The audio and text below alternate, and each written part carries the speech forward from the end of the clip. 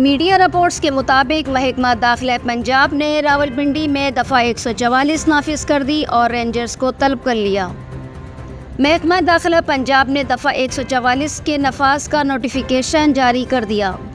حکومت پنجاب نے راولپنڈی ڈویژن میں 2 دن کے لیے دفعہ 144 نافذ کی ہے اور ہر قسم کے سیاسی اجتماعات، دھرنے، جلسے، مظاہرے، احتجاج اور ایسی تمام سرگرمیوں پر پابندی عائد کر دی۔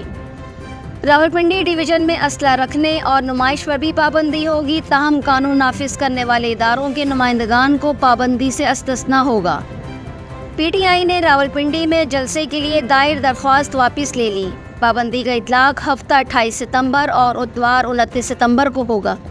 راولپنڈی ڈویژن کی اضلاع راولپنڈی، اٹک، جہلم اور چکوال میں دفعہ 144 نافذ ہوگی۔ ضلع انتظامیہ کی سفارش پر راولپنڈی اور اٹک میں رینجرز کی 6 کمپنیاں تعینات ہوں گی۔